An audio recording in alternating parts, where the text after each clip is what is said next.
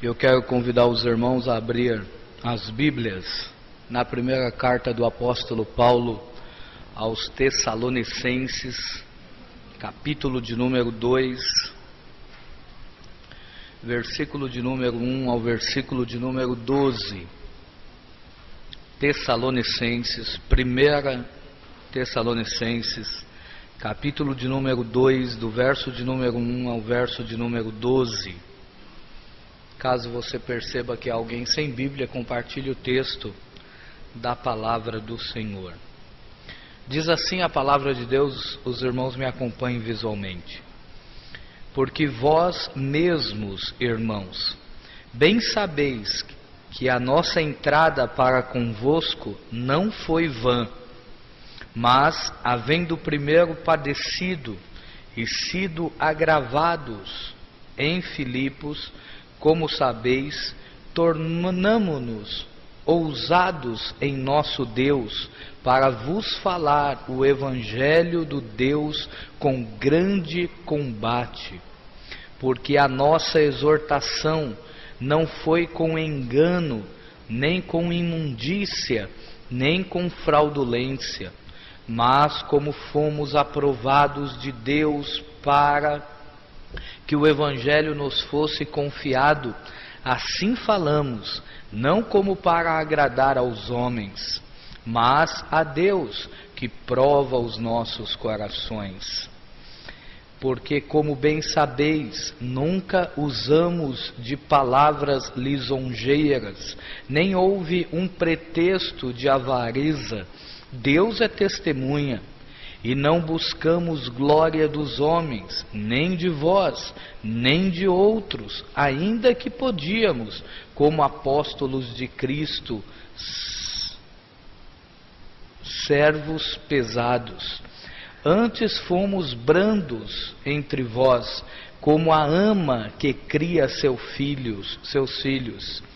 Assim, nós, sendo-vos tão afeiçoados de boa vontade, quiséramos comunicar-vos não somente o Evangelho de Deus, mas ainda as nossas próprias almas, porquanto nos éreis muito queridos.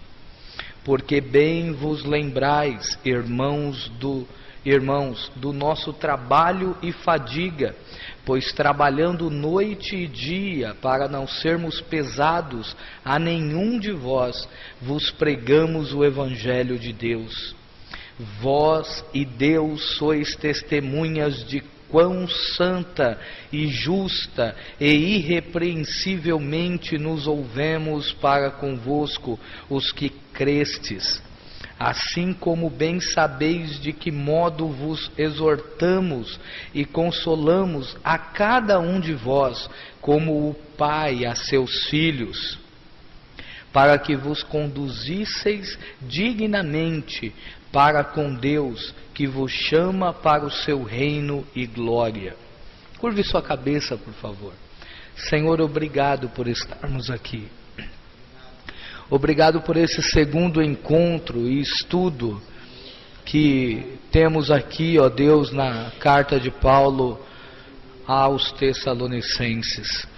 Queremos pedir que o Senhor nos conduza mais uma vez nesta noite e que cada reflexão aqui seja direcionada pelo Teu Espírito Santo, a fim de mudar a nossa vida, a fim de confrontar-nos com os nossos pecados, a fim, ó Deus, de nos moldarmos à luz da Tua Palavra, em nome de Jesus. Amém. Pois bem, os irmãos podem sentar, por favor.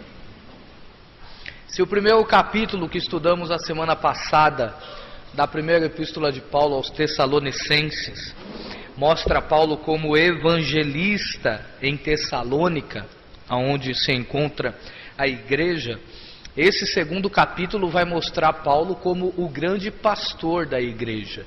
Ele não apenas funda a igreja, ele apenas não evangeliza a cidade fundando a igreja, mas também, como pastor amado, cuida, auxilia no crescimento espiritual. Esse capítulo de número 2, então, Paulo vai mostrar de como é que ele se comportou como pastor da igreja para proporcionar o crescimento espiritual e efetivo. Ele vai mostrar então quais são as posturas, né? Como é que ele agiu, quais são as ações que ele tomou com a igreja, a fim de que a igreja crescesse espiritualmente na presença do Senhor. Então ele vai mostrar que ele agiu como um dispenseiro fiel, como uma mãe carinhosa, ele utiliza essa figura de linguagem, e também como um pai preocupado. Então nessa noite nós vamos observar essas três atitudes, essas três ações do apóstolo em relação à igreja, em relação ao seu ministério. Versículo de número 1, me acompanhe por favor até o verso de número 6, Paulo vai expor como é que ele se prontifica, como é que ele age sendo um dispenseiro fiel. Vale a pena primeiro qualificar e definir essa palavra. O que é que eu quero dizer com dispenseiro fiel? Essa palavra dispenseiro tem a ver com mordomia. Ele era um mordomo de Deus. Ele administrava e ele agia não com as coisas que era dele, mas com as coisas que era de alguém. Isso é de Deus. Deus confiou o evangelho então a Paulo, e não só a Paulo, mas os seus companheiros que estão com ele, como desde o versículo 1 do capítulo 1 nós vimos, Paulo, Timóteo, Silvano, né? E essa mensagem não vinha dele, tudo que ele pregava, tudo que ele fazia, não provinha dele nem de homem nenhum, a não ser do próprio Deus, do próprio Jesus Cristo. Para nós entendermos um pouquinho o que significa essa questão de mordomia cristã, o que significa, ou na realidade entendermos não, né, mas lembrarmos o que significa, vale muito a pena entender aquilo que ocorreu com José. Os irmãos lembram que José, quando ele é vendido pelos irmãos a um grupo de viajantes, quando esse grupo de viajantes chegam até o Egito, vende José para um homem chamado Potifar. E José então se torna mordomo na casa de Potifar. Ele cuida de todos os bens de Potifar, ele administra tudo. Tanto que quando a esposa de Potifar vai tentar seduzir José, José explica para ela qual era a sua função na sua casa. Ele diz: olha, de forma nenhuma eu vou te tocar, porque o meu senhor Potifar me colocou sobre todas as coisas. Eu governo toda essa casa, exceto você. Então, todos os empregados me obedecem, mas os empregados não são de José, os empregados são de Potifar. Era José quem pagava as contas, quem fazia as compras de Potifar. Então essa palavra mordomo, dispenseiro, faz muito sentido na vida de José. Ele administrava, ele prosperava, ele conduzia tudo aquilo que não era dele. É assim que Paulo se sente, é assim que Paulo age. Olha só o verso de número 2: porque vós mesmos, irmãos, bem sabeis que a nossa entrada para convosco não foi vã, mas havendo primeiro padecido e sido agravados em Filipe, como sabeis, tornando-nos ousados em nosso Deus, para vos falar o evangelho do Deus com grande combate, porque a nossa exortação não foi com engano, nem com imundícia, nem com fraudulência. É interessante notar aqui que esse termo dispenseiro, né, que traz essa ideia de não ter algo que é seu, faz com que a gente comece já a entender o que é que Deus quer para nós, o que é que Deus quer na vida de cada um de nós. E quando eu procurei um título para essa mensagem. Para quem está com esboço sabe que o título dessa mensagem é o perfil de um líder que ajuda a igreja a crescer. Eu me preocupei muito com o ministério de Paulo. E quando eu penso em líder, eu não penso apenas em mim como pastor dessa igreja, eu não penso absolutamente apenas no diácono, no presbítero, no líder dos jovens ou na líder das irmãs. Eu não penso absolutamente apenas nessas pessoas que ocupam esses cargos na igreja, mas penso também em cada pai de família, em cada mãe que exerce um ministério de liderança em casa, e em cada cristão que precisa ajudar outras pessoas a crescerem. Paulo, então, aqui desse versículo de número 1 ao versículo de número 6, ele expõe, nós podemos entender quais são as características do seu ministério, como é que Paulo aborda o ministério. Versículo de número 1 e versículo de número 2, quando ele explica o episódio em Filipos, e os irmãos devem se lembrar muito bem desse episódio, que é o episódio de Atos dos Apóstolos, no capítulo de número 16. Quando, antes de ir para Tessalônica, Paulo e Silas estão pregando em Filipos, e é aquele episódio em que eles são presos, são açoitados e presos, e à meia-noite começam a louvar a Deus, e Deus manda aquele terremoto e eles são libertos da prisão. Pois bem, é depois desse episódio que Paulo, Silas e Silvano vão para a igreja, para a cidade de Tessalônica, fundar a igreja lá, junto com os irmãos tessalonicenses, ou aos irmãos, tessalonicenses. Então, versículo de número 1 e versículo de número 2, o que é que nós podemos entender? Paulo e Silas haviam apanhado muito em Filipos, foram humilhados muito lá. E mesmo assim, depois de tudo isso, eles olharam para Tessalônica e falaram: vamos continuar fazendo a obra de Deus. Muitos de nós, nos dias de hoje, poderíamos passar por uma situação dessa e dizer: olha, Deus não está nesse negócio. Como é que eu vou fazer a obra de Deus e vou sofrer? Como é que eu vou trabalhar para o Senhor e vou sofrer? Não, Deus não está nesse negócio não, eu vou desistir. Muitos de nós, se passássemos pelo que Paulo e Silas passou, apanhar e ser preso, falaríamos: olha, é a hora de pendurar chuteiras, é a hora de aposentar com esse negócio de evangelismo, é a hora de aposentar com esse negócio de trabalhar para o Senhor. Mas Paulo e Silas nos dão uma grande lição nessa noite, mesmo depois de terem humilhados e serem presos, continuaram pregando o evangelho do Senhor, continuaram fazendo a obra de Deus. Então eis aqui um recado e uma aplicação muito simples para nós: a obra de Deus é espinhosa assim mesmo, fazer a obra de Deus não é fácil. Lidar com a obra do Senhor, com o povo de Deus, não é fácil. Cada um tem uma opinião, cada um tem um jeito de enxergar, cada um vê as coisas de uma forma, mas Deus aqui nos anima e nos alerta: aquilo que estamos administrando, aquilo que estamos lidando não é nosso, é de Deus, e o negócio dá certo. Nós podemos continuar firmes fazendo a obra do Senhor, sem desistir, porque a agenda de Deus para a nossa vida é essa.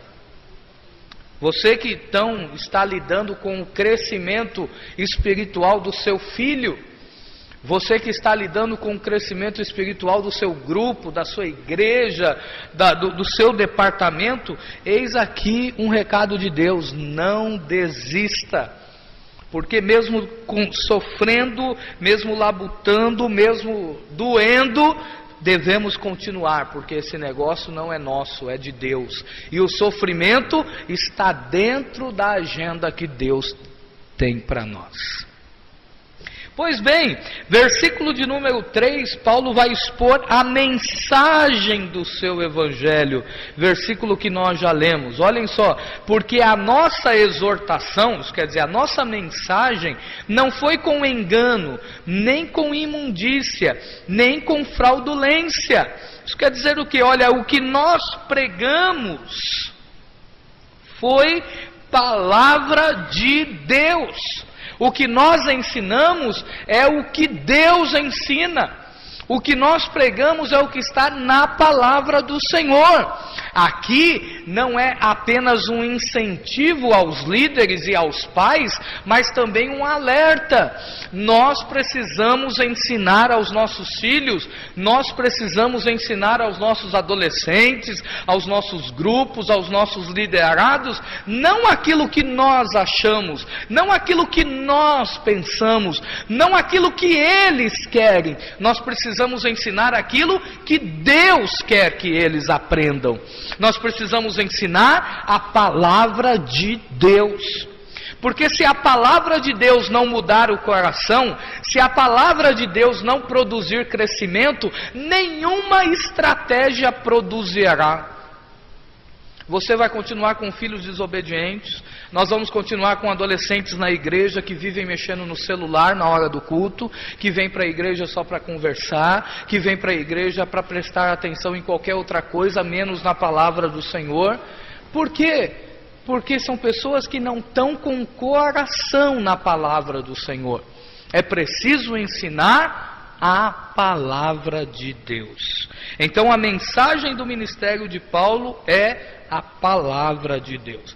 Paulo não é um pregador eloquente, por mais que ele diz em Corinto que falava em línguas estranhas mais do que toda a igreja. Paulo não é um pregador que enquanto está pregando está falando em línguas estranhas, porque ele mesmo explica isso. Eu prefiro falar poucas palavras em uma língua que todos me entendem, do que em uma língua que ninguém vai me entender. Eu preciso comunicar a palavra de Deus. Paulo não era um pregador que pregava gritando, porque senão Eutico não conseguiria dormir na janela, e não cairia e não morreria. Mas a verdade é que quando Paulo pregava, ele pregava a palavra de Deus e mudava vidas. Ele pregava a palavra de Deus e o demônio saía da vida das pessoas. Ele pregava a palavra de Deus e as pessoas se convertiam ao Senhor. E é isso que nós precisamos fazer, pregar a palavra de Deus. Versículo de número 3 ainda, Paulo demonstra o motivo do seu ministério. O que é que o motivava? Ele diz, olha, não há nenhum engano, nenhuma imundícia no evangelho, no meu ministério. Sabe o que é que Paulo quer dizer com isso? Os motivos que ele tem são motivos sinceros. Quantos líderes são líderes apenas para promover a sua imagem? Quantos pastores são pastores apenas para promover a sua imagem, apenas por ganância, apenas por questões financeiras e tudo mais? Nós precisamos tomar uma postura cristã. Nenhum pai que quer o melhor para o seu filho tem filhos pensando naquilo que o filho pode dar retorno. Tanto que Paulo explica aos coríntios uma coisa muito interessante. Não são os filhos que ajuntam tesouro para os pais, mas os pais para os filhos, dando a ideia de que ele é um pai espiritual na igreja de Corinto. Mas Paulo continua, e do versículo de número 4 ao versículo de número 6, final do 3 até, ele expõe o método que ele utiliza. Para muitos, os fins justificam os meios. Muitas pessoas dizem, não, é para Deus, então vamos fazer de qualquer coisa. Mas absolutamente, o meio justifica muito para Paulo. Leiam comigo, por favor. Nem com fraudulência, verso de número 3. Mas, como fomos aprovados de Deus para que o Evangelho nos fosse confiado, assim falamos, não como para agradar homens, mas a Deus, que prova os nossos corações. Verso 5. Porque, como bem sabeis, nunca usamos de palavras lisonjeiras, nem houve nem houve um pretexto de avareza. Deus é testemunha. É interessante notar esses dois termos que o apóstolo utiliza. Em algumas versões aparece a palavra dolo, que tem a ideia de isca no anzol. Paulo está querendo demonstrar que quanto ele prega, ele não está seduzindo ninguém, não está enganando ninguém. Os irmãos já viram esses grandes líderes em programa de rádio, em programa de televisão, como é que eles pedem dinheiro, como eles fazem para pedir dinheiro? Eles primeiro colocam alguém para contar um testemunho, que recebeu uma bênção na sua igreja, na sua denominação, e ele faz questão de que a pessoa diga aonde foi que recebeu a bênção. Depois disso, ele aumenta o tom da sua voz. Alguns parece que está chorando ao mostrar a necessidade, e diz: depositem na conta tal, e começa. Percebam que Paulo está fazendo uma nítida diferença entre querer seduzir as pessoas e pregar a palavra de Deus. Ele diz: olha, nós não pregamos para agradar homem nenhum, nós não estamos pregando aquilo que é mentira. O método que eu utilizo é a verdade do Evangelho, e Deus é testemunha minha. Vocês podem comprovar isso. Observem que o que o apóstolo está dizendo é que não dá para conduzir o crescimento espiritual de alguém de qualquer forma. Não dá para conduzir o crescimento espiritual dos nossos filhos de qualquer forma. É preciso ter um método, é preciso ter um caminho a ser trilhado, uma estratégia. Mas notem que agora, a partir do verso de número 7 e 8, Paulo utiliza uma figura de linguagem interessante, que é a figura de linguagem da ama ou da mãe, né, em algumas versões.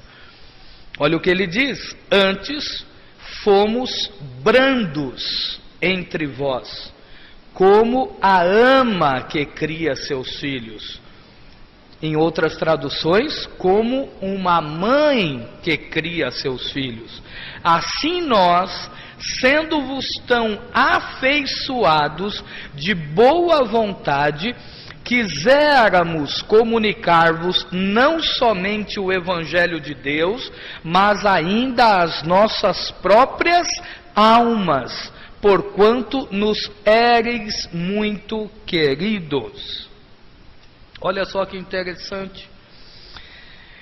Paulo jamais perdeu a sua autoridade apostólica por ser amoroso. Algumas pessoas acham que o fato de que ele é pai, de que ele é o chefe de família, ou de que ele é o líder, de que ele é o pastor, de que ele é o obreiro, ele não tem que ser amoroso de forma nenhuma. Ele tem que ser rude, ele tem que ser categórico, ele tem que estar com chicote na mão, demonstrando regras, não deixando ninguém, não abaixando a guarda para ninguém.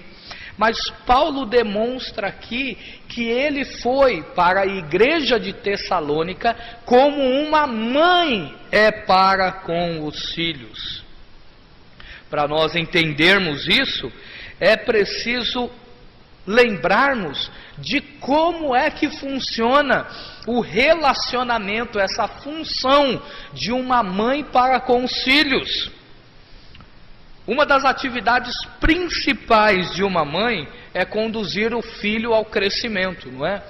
Uma mãe precisa conduzir o filho, é a mãe que está provavelmente presente no momento em que o filho diz a primeira palavra, é a mãe que está presente provavelmente quando o filho dá os primeiros passos, e a mãe sabe que o filho precisa crescer, não apenas crescer por crescer, precisa crescer com um direcionamento. Então, às vezes é preciso corrigir o filho, às vezes é preciso disciplinar o filho, É interessante notar que a mãe é aquela que está preocupada com o tipo de alimento que o filho come. As irmãs que estão aqui, que já amamentaram, sabem muito bem do que eu vou dizer. No período de amamentação, a mulher não pode comer qualquer coisa, porque sabe que tudo o que é sólido, que se alimenta, passa pelo leite para o bebê. Então, à medida em que a mãe se cuida, ela está também cuidando do alimento para o bebê. Paulo está evocando aqui essa figura da mãe, dizendo que ele é como uma mãe para o crescimento dos irmãos em Tessalônica. Olha, eu me preocupo com o crescimento de vocês. A palavra que eu ensino para vocês é a palavra de Deus. Eu como alimento sólido de Deus, eu estudo a palavra do Senhor, e ao transmitir para vocês, eu transmito em formato de leite. Olha só que interessante essa figura de linguagem, porque é exatamente o que ocorre nesse processo de amamentação. A mãe não bebe só líquidos para que haja leite para o filho. A mãe come também um arroz, o feijão, comidas sólidas, mas no momento em que amamenta o seu filho, todos os nutrientes dessa comida também vai no leite. Paulo, nesse sentido, está mostrando duas verdades importantes. O líder não é aquele que apenas alimenta outros, mas é aquele que também se alimenta para alimentar outros. Então você que é pai de família, você que é mãe, você que é líder, não tem que estar preocupado apenas com a espiritualidade dos seus liderados, com os seus filhos, mas é preciso você se preocupar também com a sua própria espiritualidade. É preciso se preocupar também com o seu próprio crescimento.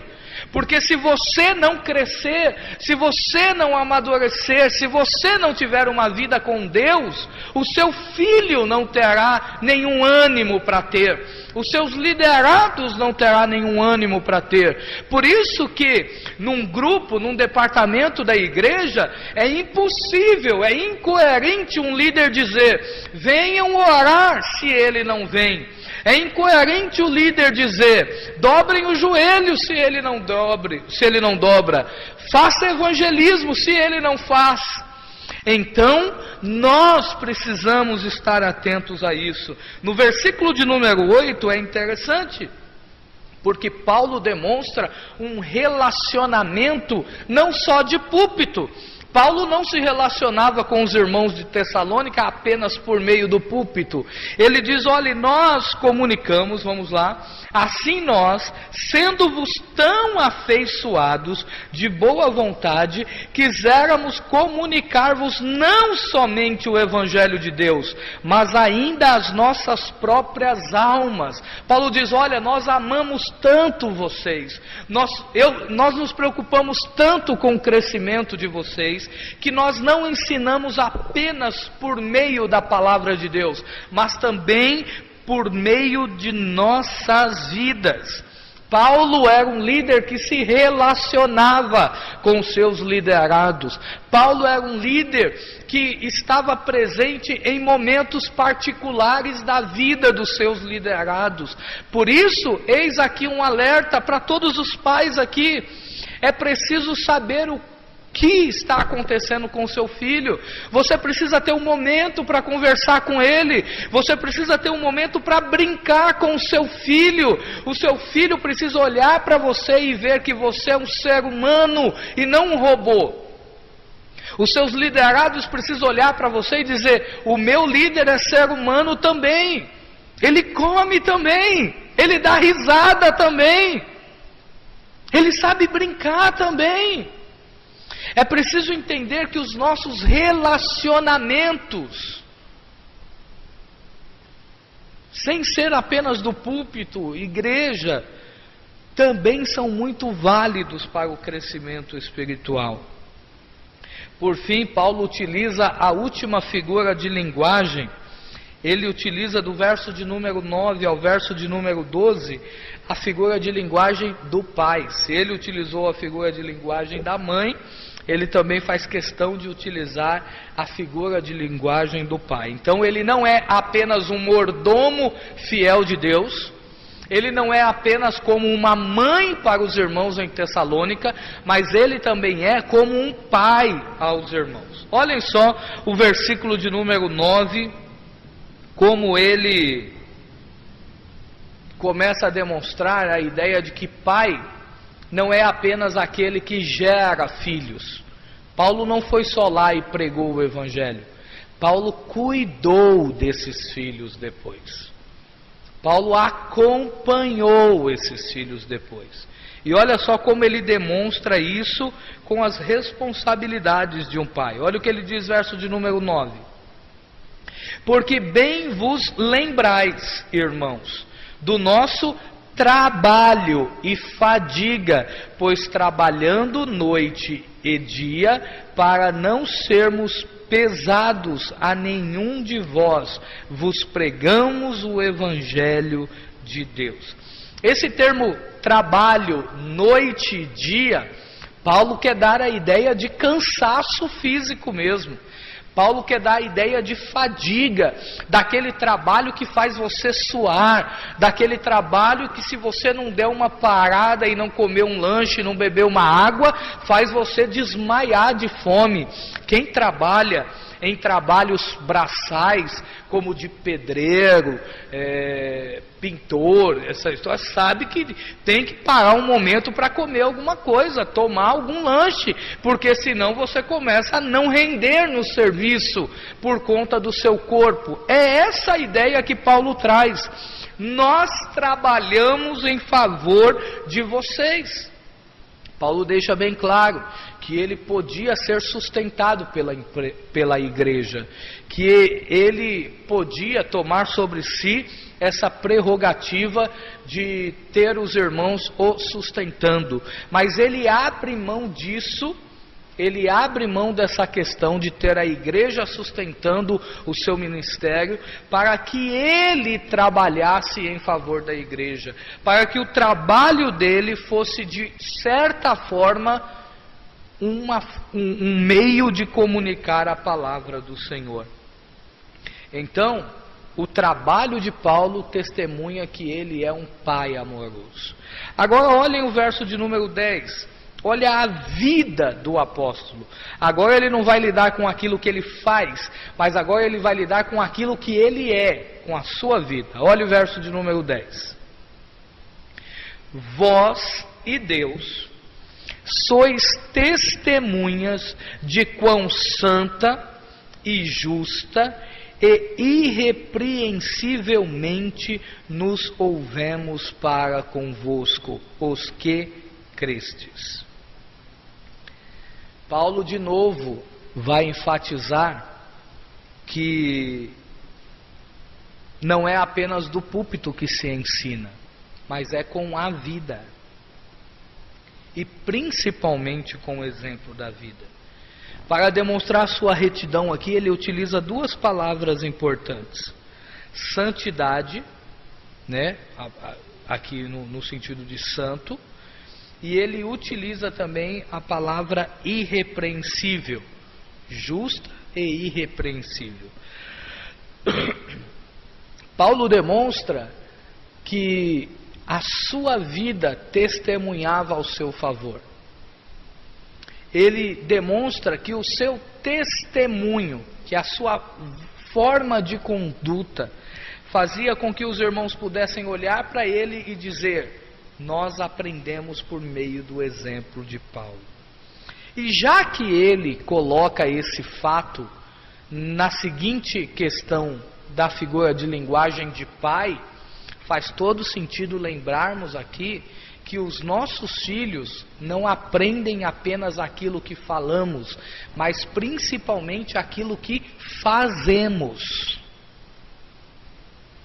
E assim são os novos convertidos, assim são o nosso grupo, assim são os nossos liderados. As pessoas não aprendem apenas por aquilo que falamos, mas também e principalmente por aquilo que fazemos.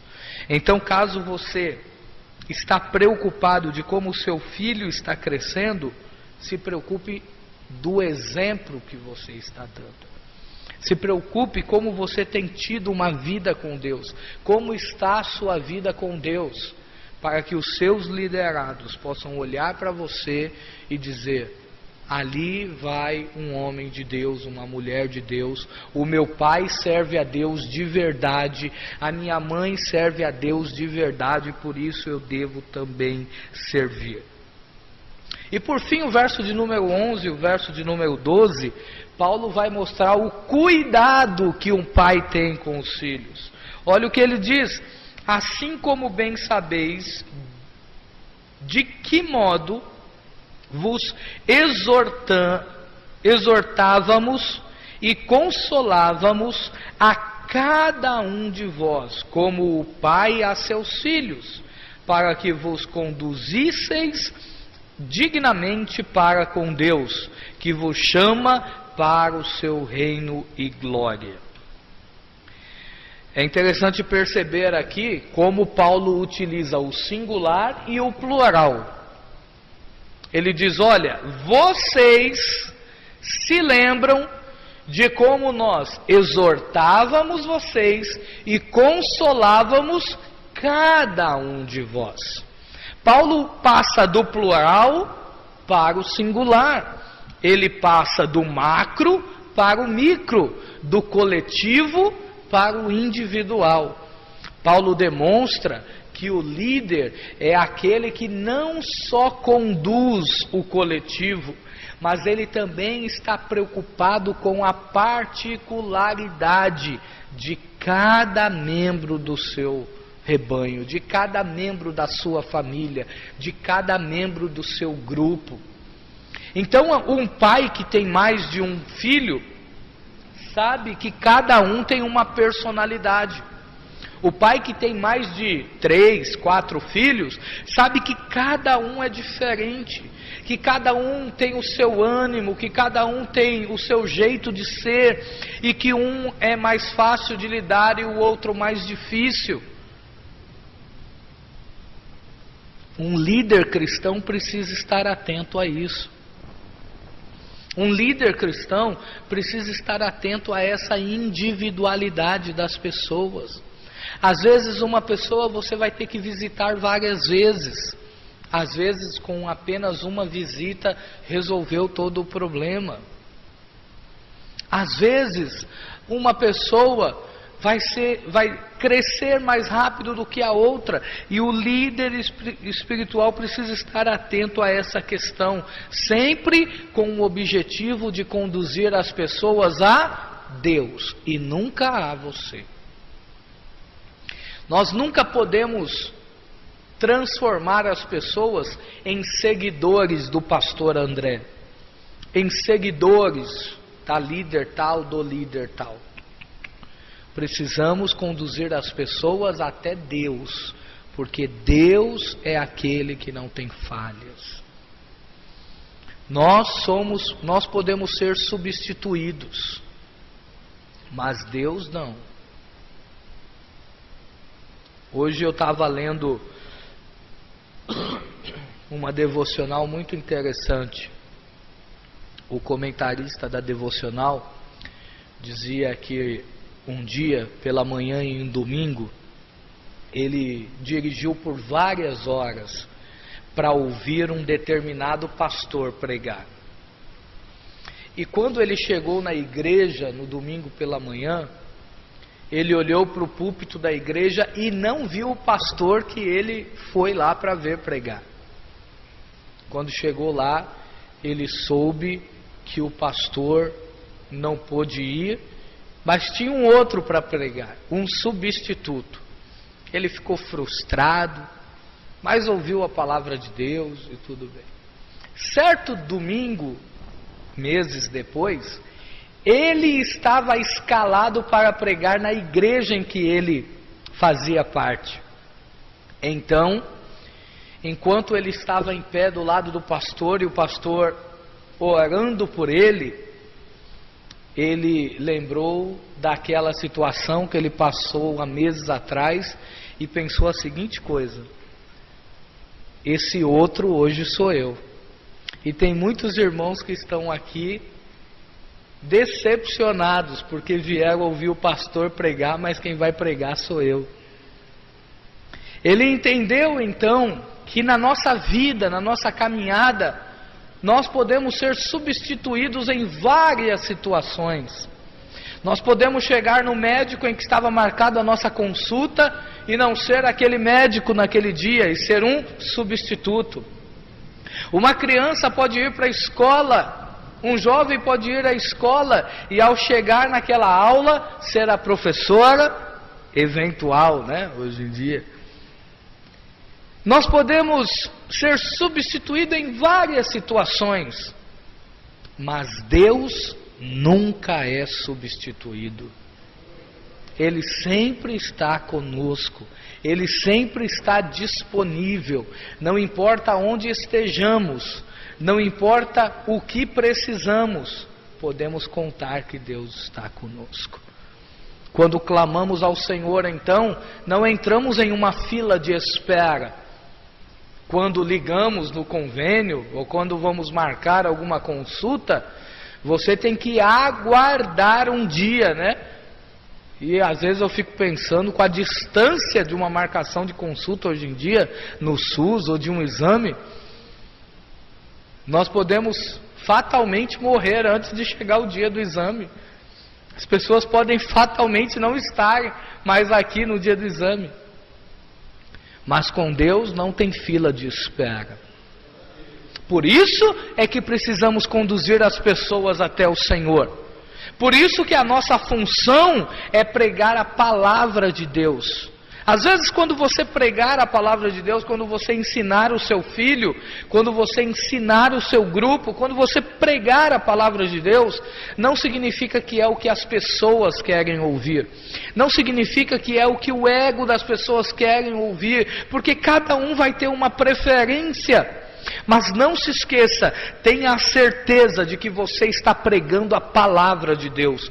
E se você tiver essa certeza, fique tranquilo, porque é o que Deus tem na sua vida. Da mesma forma, quando nós vamos evangelizar alguém, às vezes não é o que a pessoa quer ouvir. Quantas vezes nós vamos evangelizar alguém e o que a pessoa quer ouvir é assim: não, larga mesmo a sua esposa. Essa menina aí é muito mais bonita do que aquela foto que você me mostrou. Às vezes o que as pessoas querem ouvir é isso. Às vezes quando nós vamos conversar com alguma pessoa, o que ela quer ouvir é que você concorde com o erro dela. Às vezes as pessoas vêm te procurar para conversar, vêm contar os seus pecados, não a fim de ouvir o que Deus quer falar com elas, mas querem ouvir uma aprovação. As pessoas precisam disso. As pessoas precisam de pessoas que concordem com o que elas estão falando, ou fazendo, ou pensando. Mas não desista. Diga o que a palavra de Deus diz. Não desista de disciplinar e educar o seu filho. Nós precisamos tomar muito cuidado de como conduzimos o nosso ministério. Porque podemos criar filhos mimados. Podemos criar liderados mimados. Cuidado, a disciplina faz parte da criação. Quando corrigimos, faz parte da educação cristã. Não tenha medo de agir dessa forma. Sabe por quê? Porque essa é a vontade de Deus. Não é de se admirar que a igreja de Tessalônica, mesmo em meio às perseguições, estava crescendo. Não é de se admirar que essa igreja está prosperando. Por quê? Porque ela teve um líder que não só foi lá e evangelizou, mas também teve alguém que ajudou no crescimento. Haviam nascido da forma correta e estavam sendo criados da forma correta também. Então cuidado, não pense que o seu grande sucesso como pai foi ter filhos. O seu grande sucesso como mãe foi ter filho. Como diz o ex-presidente, a luta continua, companheiro. Esse negócio é difícil. Cuidado com o que você anda ensinando.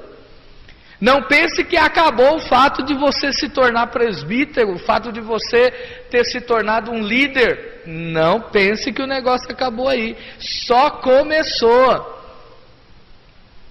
A luta só começou. E nós precisamos estar afinados em concordância com aquilo que a palavra de Deus nos ensina. Tudo para que o nome de Jesus Cristo seja glorificado em nós e por meio de nós. Então, é a palavra de Deus que vai mudar os corações. Ela é poderosa. Nós precisamos confiar nela. Nós precisamos crer que a pregação genuína da palavra de Deus muda a vida, restaura casamentos, faz milagres na vida das pessoas. E qualquer outro subterfúgio não substituirá a palavra de Deus. Amém, meus irmãos? Vamos em pé?